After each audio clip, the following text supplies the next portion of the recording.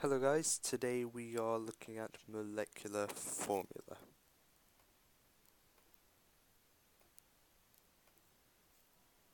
So, from our previous video we looked at empirical formula and this links in very well into molecular formula. So once we have worked out the empirical formula, we can then calculate the molecular formula if we have the relative molecular mass, which will be given to us in the exam, so we don't really have to work it out. And so yes, so the molecular formula is a multiple of the empirical formula. Now that might not make any sense, but as we move on, it soon will.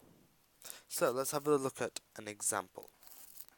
So from the previous video, we looked at how to work out the empirical formula. So you might remember this question here, and we used the mnemonic MADR to work out the empirical formula.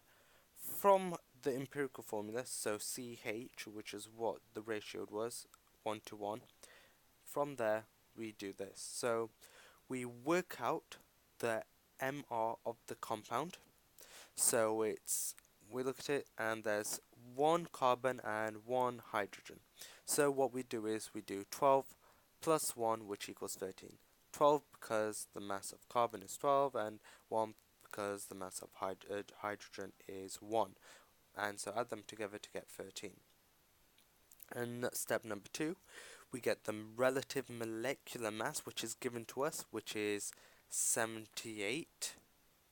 And so what we do is we do 78 over 13, which is the MR, and we should get an answer of 6. Now what do we do with this number here?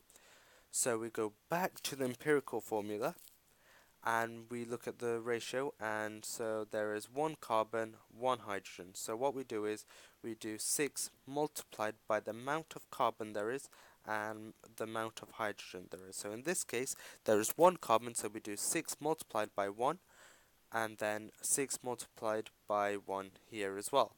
And so that gives us the molecular formula, C6H6. Now I don't know whether this may seem confusing to you right now, but if it is, please do keep watching. So, glucose can decompose in the presence of microorganisms to form a range of products. One of these is a carboxylic acid, MR, which equals 88, containing 40.9% carbon and 4.5% hydrogen by mass. Deduce the empirical formula and the molecular formula of the carboxylic acid formed. Now,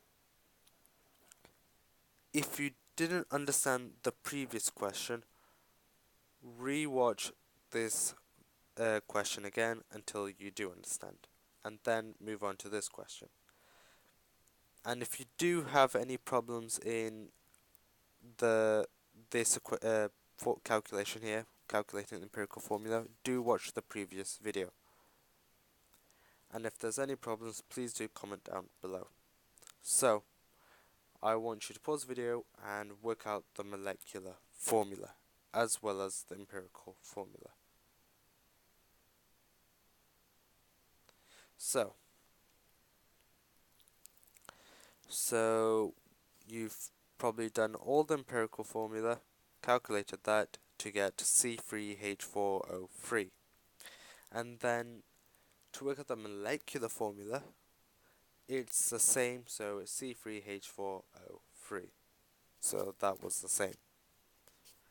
And so if we move on, and that's it. That is all there is on molecular formula. So that's it for today, and in the next video we will look at the functional group.